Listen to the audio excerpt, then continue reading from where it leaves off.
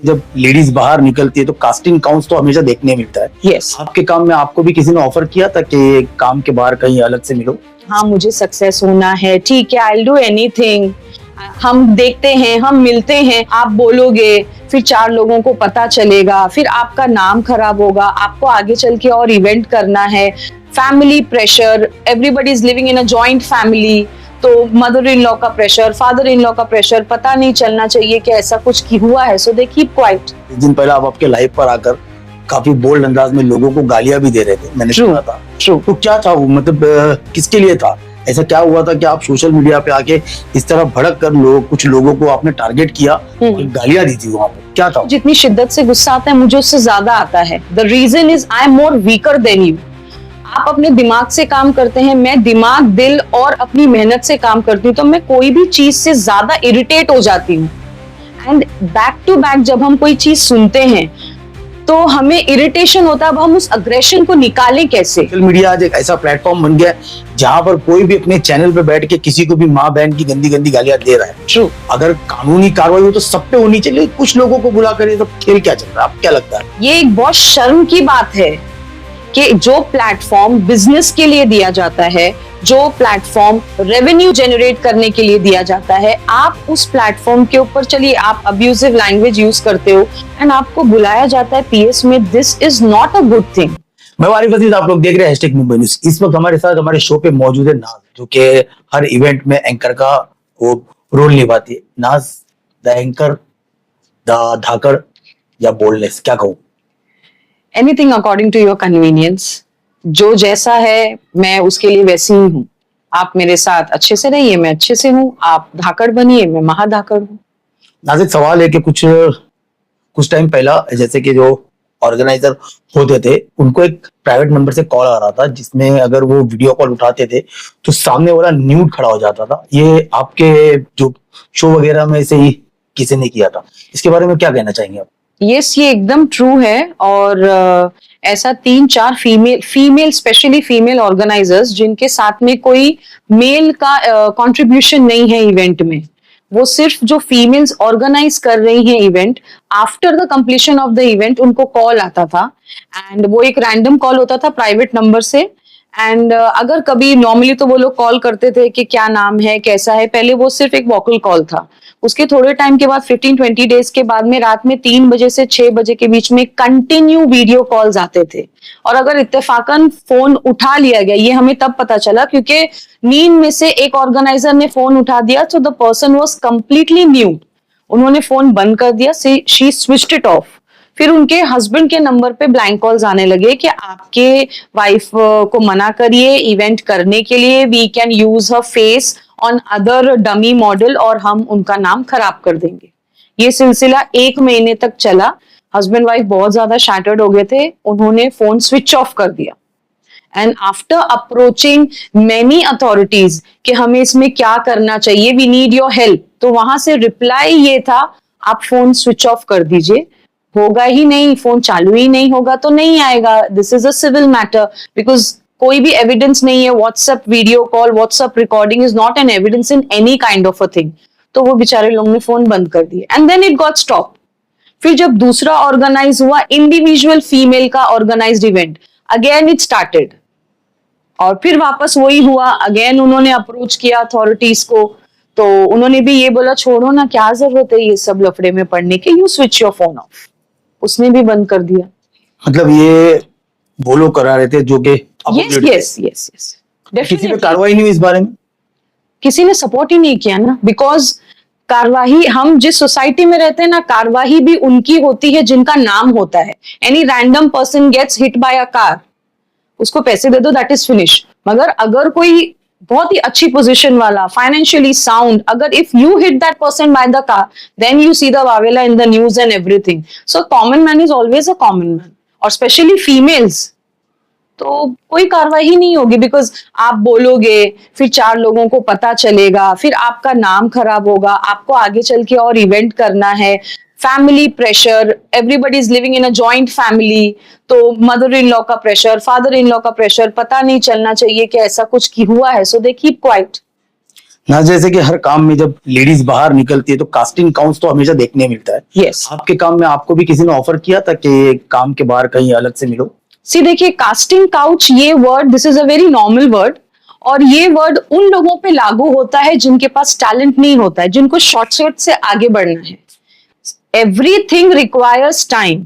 अगर आपको क्विकली कोई चीजें करनी है, you wear short skirts and you go out on a coffee and then you get a movie, you get an album. But जिस background से हम आए हैं, हमें बचपन से सिखाया गया है, you have to trust on your hard work, you have to be in patience. Shortcut का रास्ता हमेशा एंड जल्दी ही हो जाता है। So this is a normal thing. And जैसे कि आप मुझे जानते हो, मेरे साथ तो अल्हम्दुलिल्लाह कभी ऐसा हुआ नहीं। I don't think anyone is going to think about it also, because एक फीमेल को एक बाउंड्री बनानी होती है। एक आदमी है, अगर आप मेल से मिलते हैं, सो एक फीमेल की बॉडी लैंग्वेज ऐसी होती है कि आज तक मुझे किसी ने ये नहीं बोला कि अरे आप क्या मस्त लग रहे हो, because I have that boundary between a man and a women.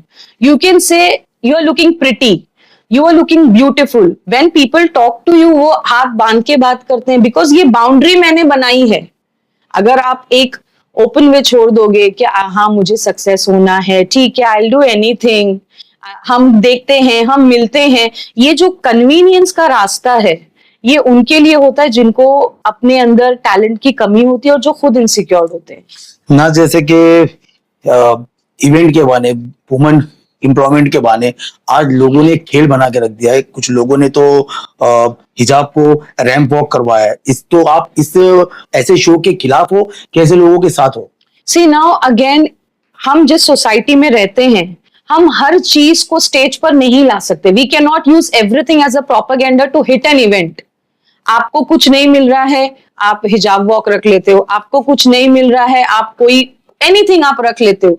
अगर आप हिजाब को इतना प्रोटेक्ट करते हो कि नहीं हिजाब होना चाहिए, it should be in your eyes, हिजाब is my pride, so fashion walk अगर आप कर भी रहे हो, अगर आप देखोगे ना, सो ओवरसीज में, गल्फ में, दुबई, क्योंकि मैं खुद 6 मंथ डिजाइनिंग कर चुकी हूँ अली अशमक कंपनी के लिए, असिस्ट किया है उनको, एंड वो कंप्लीटली शैलाज एंड अबायाज ही बनाते थे। And what elegance walk that was, completely बंद होती थी and no music, nothing, they used to come, उनका डिजाइन होता था, चलो इसके ऊपर हमें इतने ऑर्डर्स देने हैं। वहां पे नॉर्मल विजिटर्स भी अलाउड नहीं थे। बट जो यहां हो रहा है, this is nonsense completely. You are wearing a cape and then everything is open, आप जीन्स टी शर्ट एकदम लाउड मेकअप करके आप आ रहे हो रैंप पे, दैट इज यूजलेस। और उसके बाद में क्या, लाइक मुझे ये भी जानना है कि जो हिजाब का रैंप वॉक करते हैं, उसके बाद आपकी कोई बुटीक है, आपकी कोई कंपनी है, आपने कितने वुमेन्स को एम्पावरमेंट दिया है कि ये अबाया का ऑर्डर हुआ है, इसमें 1.5 लाख पीसेस बना के हमने XYZ जगह भेजना है। जब आप रेवेन्यू जनरेट नहीं कर रहे हो, so you can not use Islam and Islam things for your benefit. This is completely wrong. जैसे कि ना सर, यही नहीं, बहुत सी चीजें देखने मिली। कई इवेंट्स पे तो कवालियां बजी, पैसे उड़ाए गए, बहुत सारी ऐसी चीजें देखने को मिली। लेकिन ऐसे इवेंट्स को परमिशन मिलती है और जो हमारे उलमा है इस चीजों को रोकते क्यों नहीं? और ऐसे में लोग अपनी फैमिलीज को भेजते कैसा है? सी, एक एक करके I will give you the answer. First and foremost, हम जिस सोसाइटी में रहते हैं, everybody is using the religion according to their terms and condition. हम हमारी सहूलियत से इस्लाम को इस्तेमाल करते हैं। जब तक हमें ऐसा है कि नहीं घर में सब कुछ ठीक है, वाइफ का बाहर काम करना जरूरी नहीं है, तब तक तुम हिजाब में रहो। लेकिन जब पता चलता है कि इसको मल्टीनेशनल कंपनी में जॉब मिला है, ओके, तो आप सिर्फ मखना लगा के जा सकते हो। यहाँ पे you are using Islam according to your convenience. Second, जो इवेंट्स की आपने बात की है, जैसे कव्वाली वगैरह होती है, मैंने भी ऐसे बहुत से इवेंट अटेंड किए हैं। इनफैक्ट ऐसे भी इवेंट्स थे जहां पे एंट्री पे लिखा गया था कि अगर आप फनकार, हम काउंट करते हैं कव्वालर्स को एज अ फनकार, आप अगर उनके काम से खुश होते हैं तो आप पैसे लिफाफे में रख के दीजिए, ठीक है। बट वो जो फनकार थे, उनका ये बोलना था कि हमें अच्छा नहीं लग रहा है, जब तक उड़ाते नहीं है तो हमें जोश आता नहीं है। So again this is something different tendency के लोगों ने इसको अलग वे में लेना शुरू किया है। एंड थर्ड, देखो सर, इतने सारे इवेंट्स होते हैं, एक ही एग्जीबिशन, ऑलवेज हम स्टॉल्स लगा रहे हैं, मेकअप मेहंदी कंपटीशन कर रहे हैं, हाइप कैसे क्रिएट होगी? सो या तो हम उसमें अवार्ड इंक्लूड कर देते हैं, या तो हम कव्वाली इंक्लूड कर देते हैं, या तो जैसे मैंने किया है हम कोई कारोबार इंक्लूड कर देते हैं। This is just a propaganda कि आपका इवेंट एक हाइप हो, बट हर चीज का एक क्राइटेरिया होता है। जैसे आपने बोला पैसे उड़ाना, इसके तो मैं भी बहुत अगेंस्ट थी, बट देन जब मैंने खुद सुना कि मैडम हमको लिफाफे में मत दो, ऐसे उड़ाओ, तो ये सोच ही है उस सोसाइटी की। You can not change anything. जैसे कि नाज, आजकल जो भी इवेंट होता है उनमें अगर एंकर की पहली पसंद होती है नाज AK05, तो ये नाज AK05 आपने नाम क्यों चुना? क्योंकि हर कोई अपना सरनेम आगे लगाता है, बट आपने नाज AK05 और आपको नाज AK47 भी कहा जाता है, क्यों? देखिए, नाज AK0505 तो is my birth date, and basically मेरा पेट नेम भी नाज है, ठीक है। और हर किसी का एक ही होता है, हर कोई जो मतलब ऐसा होना चाहिए ना कि फौरन मुंह पे आ जाए। हम जब 90s में थे तो हमारे दिमाग में जो आरजे थी वो सूफी थी, उसके बाद में वी चैनल पे एक आती थी ऋतु। उन लोगों का जो स्टाइल था, आपने अगर फिर भी दिल हिंदुस्तानी देखा तो उसमें शाहरुख खान का स्टाइल है के channel, and I am a Shahrukh Khan fan. तो मैं इनिशियल चीजें कॉपी करती हूँ, और वो नाम इतना यूनिक लोगों को लगा कि उसको आगे बढ़ते चले गए। और एंकरिंग का ऐसा है कि मैं अगर पसंद हूं तो उसका रीजन है, I am being paid half of my work, मगर मैं हमेशा टाइम पे पहुंचती हूँ। मैं पूरा इवेंट कवर करती हूँ। 11:30 बजे जब ऑर्गेनाइजर वाइंड अप करते हैं मैं तब निकलती हूँ। आप यकीन नहीं मानेंगे कितनी बार मुझे ट्रॉफीज नहीं मिली है, मेरे कितने इवेंट्स में फोटोज ही नहीं है। मतलब like I am working for an identity. मुझे मेरे पेज पे I have to serve people different quality, कि मैं ये भी कर सकती हूँ, ये भी कर सकती हूँ। It is not always about money. तो कितनी बार ऑर्गेनाइजर्स को इनसिक्योरिटी होती है कि अरे पेज पे तो खाली यही दिखेगी, फिर लोग इसको काम देंगे, हमारा कैसे होगा। एंड जो नाज AK47 है, 47 इज द रीजन कि I do not care what anyone is saying unless and until they are paying my bill. मुझे कोई प्रॉब्लम नहीं है, आप जो बोलना चाहते हैं बोल सकते हैं, बट जहां गलत है आई विल बी देयर। भाई ये गलत है तो गलत है। बिकॉज आज अगर किसी ने मुझे आके कुछ बोला कि अरे पता है ये चीज है, मैं 1 महीने बाद देख रही हूँ जिसके बारे में बोला है उसके ही साथ में घूम रहे हैं। Again I am coming to the point, insecurity. जिनको अपनी काबिलियत पे भरोसा नहीं होता है, they are always licking boots of the senior, and I am not that person, sorry to say. ना जैसे कि अभी कुछ दिन पहले आप आपके लाइव पर आकर काफी बोल्ड अंदाज में लोगों को गालियां भी दे रहे थे, मैंने सुना था। तो क्या था वो, मतलब किसके लिए था? ऐसा क्या हुआ था कि आप सोशल मीडिया पे आके इस तरह भड़क कर कुछ लोगों को आपने टारगेट किया और गालियां दी थी वहां पर? क्या था वो? बेसिकली पहले तो मैं ये बता दूंगी कि मेल फीमेल की बात नहीं होती। It's not about masculine and it is not about feminine. We are a human beings. आपको जितनी शिद्दत से गुस्सा आता है मुझे उससे ज्यादा आता है। The reason is I am more weaker than you. आप अपने दिमाग से काम करते हैं, मैं दिमाग, दिल और अपनी मेहनत से काम करती हूँ, तो मैं कोई भी चीज से ज्यादा इरिटेट हो जाती हूँ। एंड बैक टू बैक जब हम कोई चीज सुनते हैं तो हमें इरिटेशन होता है। अब हम उस अग्रेशन को निकालें कैसे? अब अगर मुझे किसी से कोई मसला है, so I can not change my gender. If I am feeling you are a bad person, then you are a bad person. Yes, I accept this is completely wrong using foul languages on a social media platform, but social media platform ही एक ऐसा माध्यम है जो anonymous मुनाफिक लोगों तक पहुंचता है, एंड काफी हद तक चीजें कम हो गई है। लोगों ने बिचिंग करना कम कर दिया है बिकॉज नया ट्रेंड निकाल दिया है। इन्होंने ऐसा बोला ना, take on conference call. See it is better to be alone rather than being with fake relation. और ये जो इवेंट की दोस्ती है, इवेंट फ्रेंडशिप जिसको मैंने नाम दिया है, ये इवेंट की फ्रेंडशिप है। अगर मैं इनसे नाराज हो जाऊंगी तो मेरा फ्लायर नहीं बनेगा, फ्लायर नहीं बनेगा तो मैं जाऊंगी नहीं तो मुझे ट्रॉफी नहीं मिलेगी। तो लोगों को कैसे पता चलेगा? क्या आपका टैलेंट सिर्फ एक इवेंट में फ्लायर बनाने जितना है? आप कितना, मेरे हिसाब से जो भी ये चीजें करते हैं, आप किसी का भी आईडी चेक करिए। ये मेरा एक R&D है लोगों के बारे में, कि उनके पेजेस पे ज्यादा आपको म्यूजिकल वीडियोस मिलेंगे बिकॉज उनके पास काम नहीं है। जो लोग काम करते हैं उनके नेगेटिव कमेंट होते हैं, पॉजिटिव कमेंट होते हैं, I am a human being, I get in aggression, but फिर मुझे रियलाइज भी होता है नहीं मुझे ऐसा नहीं करना चाहिए, दिस इज कंप्लीटली रॉन्ग। तो ये जो मैं फाउल लैंग्वेज यूज करती हूँ, आई एम वर्किंग ऑन इट, कि ठीक है ब्लंट होना एक अच्छी बात है, ठीक है आप स्ट्रेट फॉरवर्ड हो जाओ rather than being blunt, so I have chosen a path of being straight forward.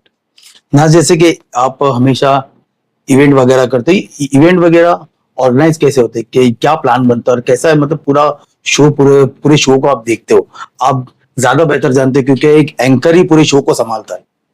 सी अब ये डिपेंड करता है ना कि सामने वाला क्या चाहता है। सामने वाला अगर फेम चाहता है सो वो 50-100 इन्फ्लुएंसर्स बुलाएगा बिकॉज वो उनके पेज पे रन करेगा।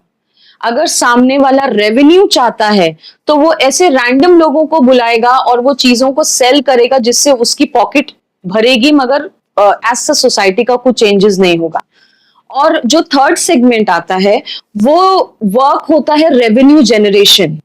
नॉर्मली जैसे इवेंट्स होते हैं तो आपने देखा होगा, मैं देख रही हूं 1 साल से, एक ही लोग, एक ही चेहरे, एक ही शक्ल, एक ही बेस्ट पर्सन। 365 डेज में क्या कोई बेस्ट नहीं आया होगा? चलो ठीक है, मैं मानती हूं उनके लेवल तक नहीं आया होगा, मगर अगर आप ये बोलते हैं वुमेन एम्पावरमेंट का झंडा लेकर चलते हैं, सो वो झंडा आप कहाँ लगाते हैं? वुमेन एम्पावरमेंट के मतलब क्या होता है? क्या आपने किसी को रेवेन्यू जनरेट किया? क्या आपने किसी को कॉन्टैक्ट दिया? चलो ठीक है, अगर हम इतना जल्दी इनिशियल स्टेज पे किसी को रेवेन्यू जनरेट नहीं करते, have you even given a platform to someone कि आप अपना प्रमोशन करो? क्योंकि आजकल इंस्टाग्राम पे है एंगेजमेंट, कनेक्शन एंड नेटवर्क, उसके बाद लोग आपसे कनेक्ट होते हैं, then they start giving you revenue oriented work. तो ये 3 स्लॉट्स में लोग डिवाइडेड हैं।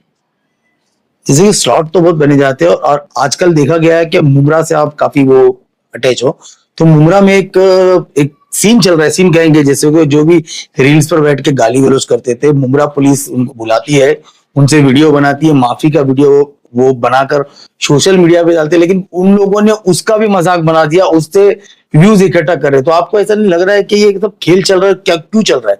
अगर होना चाहिए तो सभी पे कार्रवाई होनी चाहिए, जो कि सोशल मीडिया आज एक ऐसा प्लेटफॉर्म बन गया है जहां पर कोई भी अपने चैनल पे बैठ के किसी को भी माँ बहन की गंदी गंदी गालियां दे रहा है। ट्रू। अगर कानूनी कार्रवाई हो तो सब पे होनी चाहिए, कुछ लोगों को बुलाकर ये सब खेल क्या चल रहा है? आप क्या लगता है?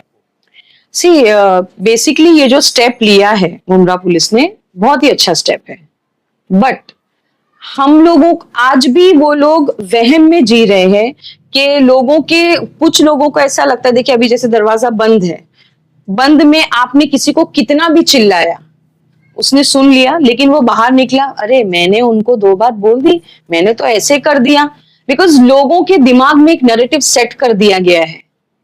लोग आपको, आपके मुंह से वही सुनना चाहते हैं जो उनको सुनना है। ये एक बहुत शर्म की बात है कि जो प्लेटफॉर्म बिजनेस के लिए दिया जाता है, जो प्लेटफॉर्म रेवेन्यू जनरेट करने के लिए दिया जाता है, आप उस प्लेटफॉर्म के ऊपर, चलिए आप अब्यूजिव लैंग्वेज यूज करते हो एंड आपको बुलाया जाता है पीएस में, this is not a good thing. ये बिल्कुल भी सही नहीं है। और उसके बाद में आप, you are making fun of the law कि मेरे ऐसे हो गया, मेरा वैसा हो गया, and I am this and I am that. This is completely raw and end of the day lack of education and no civic sense, completely no civic sense, because इनकी जिंदगी followers, like, view, collaboration, paid collaboration में ही सीमित है। They do not want to see what the real world is, because उनको पता है कि जब वो बाहर जाएंगे so nobody is going to ask them. Example, आज हर कोई अपनी डेजिग्नेशन को लेके बहुत वो होता है।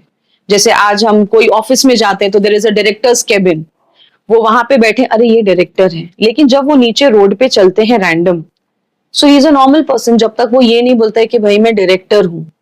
सो डेजिग्नेशन मैटर करती है, मगर आज के टाइम पे ये जो चीजें हो रही है, फाउल लैंग्वेज यूज करना एंड देन उसके बाद में making fun of that thing कि अरे हमारे साथ में ऐसा हुआ, हमारे साथ वैसा, ये एक बहुत गलत एग्जाम्पल जा रहा है अपकमिंग बच्चों के लिए। बिकॉज वैसे भी बच्चों ने पढ़ाई से इंटरेस्ट छोड़ दिया है। आप किसी को पूछिए, जो मैं करियर काउंसलिंग करती हूँ, whenever I ask a teenager 18 years, what you would like to become, dear? I want to become an influencer. I want to become a content creator. Nobody is interested to become an engineer because वो narrative set हो गया है, आप video बनाओ, गाली गलौज करो and then make random music videos, और लोग उसको सपोर्ट कर रहे हैं. सोसाइटी को आप चेंज नहीं कर सकते. You have to change the thinking of yourself. हम सब अपना व्यू चेंज करेंगे तो ही सोसाइटी चेंज होगी ना. जैसे कि कुछ दिन पहले मैंने एक बात सुनी थी कि अब मुमरा में अगर किसी को इवेंट करना था तो दूसरे इवेंट वाले ये कह रहे थे कि अगर आपको यहाँ इवेंट करना है तो आपको पैसे देने पड़ेंगे एक स्टॉल के पीछे. क्या ऐसा होता है? किसी को धमकाया जाता है जो नया नया अगर इवेंट करने Yes. आता है, धमकाया जाता है ऐसे? यस यस यस यस, होता है. एंड ये भी बोला जाता है कि मैं अपने ही एग्जांपल लेती हूँ, आपको एक्सपोजर मिलेगा, हम आपको लोगों तक पहुंचाएंगे. Who are you? आप मुझे कैसे लोगों तक पहुंचाओगे? If I do not have talent, आप मुझे खड़ा कर दो स्टेज पे माइक लेके, मैं बोल ही नहीं रही हूँ, सो मैं कैसे आगे बढ़ूंगी? बॉयकॉट क्यों नहीं करते ऐसे लोगों को? नहीं करते ना. The reason is they can not. मैंने अभी आपको बोला, insecurity. They know they are not talented, they know nobody is going to ask them. उनको पता है वो कहीं स्टैंड नहीं करेंगे, वो किसी 1 मिलियन 2 मिलियन की इन्फ्लुएंसर के पास में खड़े रह के फोटोज खिंचाएंगे, वो उनके बन के रहेंगे बिकॉज वो उनके शैडो में चल रहे हैं. खुद के दम पे जब बात आती है, so it takes long time, it takes guts for things.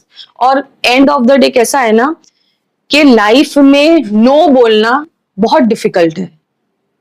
नहीं, मुझे नहीं देना है, I do not want to pay bribe, no I am not going out with you, मुझे आपसे कोई मतलब नहीं, मुझे आपसे बात नहीं करना है, आपने मेरे बारे में ऐसा बोला, आज से दोस्ती खत्म. ना बोलना बहुत डिफिकल्ट है उनके लिए जिनके अंदर काबिलियत नहीं है, बिकॉज जब वो ना बोल देंगे तो काम कैसे मिलेगा? तो बिंदास धांधली मतलब चल रही है. ट्रू. एक दूसरे को सपोर्ट करके चलते हैं. देयर इज अ कम्युनिटी जो एक दूसरे को सपोर्ट करती है. आप इसकी बिचिंग करो, आप उसकी बिचिंग करो, आप काम मत करो. That's what I am telling ना, कि एक R&D अगर होती है ना सबके पेजेस पे, तो जो लोग काम करते हैं ना, आपको हमेशा काम काम काम ही दिखेगा. यू विल गेट इरिटेटेड, अरे क्या है, कुछ कॉमेडी नहीं है, कुछ अच्छा नहीं है. हाँ, लेकिन जो काम नहीं करते, जो बैक बिचिंग करते हैं, उनके पेज पे आपको बहुत सा मसाला मिलेगा. नाज, एक सवाल आपसे. आप काफी क्वालिफाइड है, पर आपने दूसरा जॉब नहीं चुनते, एंकरिंग ही क्यों चुने? क्या रीजन था? देखिए, बेसिकली एंकरिंग मेरी जो है, मैं एक एजुकेशनल काउंसलर हूँ. IT फील्ड के लिए मैंने काम भी किया है काफी टाइम, और मैंने बहुत सारे एक्सपोज भी ऑर्गेनाइज किए हैं.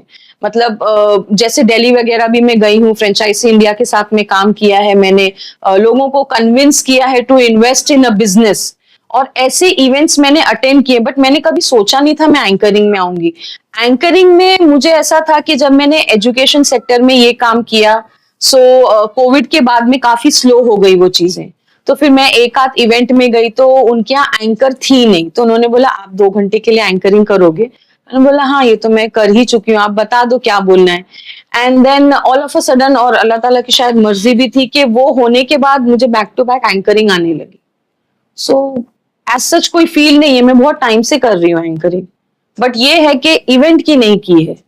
पहले मैं एजुकेशन एक्सपो करती थी, या मैं फ्रेंचाइजी इंडिया के साथ में मैंने सेमिनार्स अटेंड किए हैं, जिसमें हम इन्वेस्टमेंट के लिए, जो मिडिल क्लास फैमिली होती है, क्योंकि 40s के बाद में क्या होता है, क्या करेंगे, जिंदगी भर नौकरी की है, जॉब किया है, तो मेरा जो स्लोगन था, बी योर ओन ओनर, तो उसको मैंने एंकरिंग किया है, तो वो मैं कंटिन्यू करते आ रही हूँ. There is nothing new. आगे के कुछ प्लान, जो आगे क्या करना है कुछ ऐसे? See, Naz AK05 is unpredictable. You never know.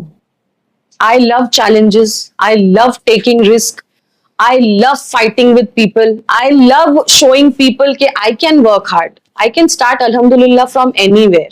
Because मैं बहुत जीरो लेवल से काम करके आई हूँ. तो थैंक यू सो मच नाज हमारे शो में आने के लिए. तो ये थी नाज AK05, जिन्हें AK47 भी कहा जाता है. इन्होंने बहुत ही अच्छा हमने सवाल किए, इन्होंने बहुत ही अच्छे से जवाब दिया, और कुछ सवाल ऐसे थे कि जो हमारे शो पर आकर कोई बोलना नहीं चाह रहा था, क्योंकि कुछ होता है कि सभी का बिजनेस है, लेकिन कुछ चीजें बाहर आनी बहुत जरूरी. जैसे हमने वुमेन एम्प्लॉयमेंट को कुछ लोग गलत तरीके से यूज कर रहे और धांधली मची हुई है, तो नाज ने उसका बहुत ही अच्छे से जवाब दिया. तो जुड़े रहिए हमारे साथ. आरिफ अजीज, #मुंबई न्यूज़ से.